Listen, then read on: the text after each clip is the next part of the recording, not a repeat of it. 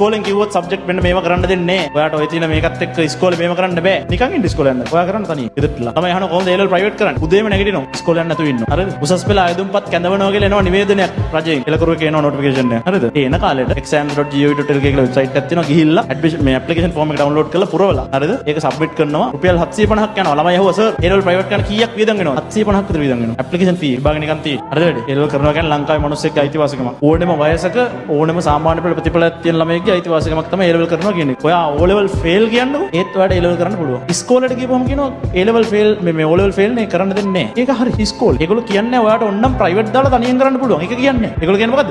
ඔයා ඊළඟ අවුරුද්දේ O level ලියලා ආයෙ එන්න අපි ගන්නවා. ඇයි අපි අවුරුද්දක් නාස්ති? ඔයාට පුළුවන් A level පටන් අරන් ප්‍රයිවට් A level දාලා කරන ගම O level වල තමන් fail වෙච්ච විෂය කරලා ඉවර කරා. හරිද? A level කරගෙන යන්න. O level maths එක නිකන් ලියන්න පුළුවන්. O level maths වලට C එකක් තියෙන කියන්නකො තව පාරක් ලියලා ඒකත් දාන්න. ලං වෙලා O level ලං වෙලා A level උත් එක්ක O level උත් දාන්න. ඊළ ලියලා එන්න. ඉල්ල එක ගිහලා ලියලා. හරිද? තුන්වට කර කර එක තැන ඉන්න බා ජීවිතේ. හරිද? කවුරුත් ඔය කියන්නේ නැහැ. කට්ටිය කියන්නේ එහෙම නෙමෙයි. ඔයා හරිද මොනව කරන්නද? ආයෙ O level ලියන්න. අවදාරි ගණන් වලට ඒකක් එයි. ඊට පස්සේ A level වලට මැත්ස් කරන්න සුසු වේවා. හරිද? කියලා තමයි කට්ටිය උපදෙස් දෙන්නේ. ඇයි ඒ කියලා අහපුවම එහෙම තමයි. ප්‍රශ්න අහන්න එපා කියලා. හරිද? AR සිස්ටම් එකෙන් එළියට පැනලා පුරුදු නැති මිනිස්සු. හරිද?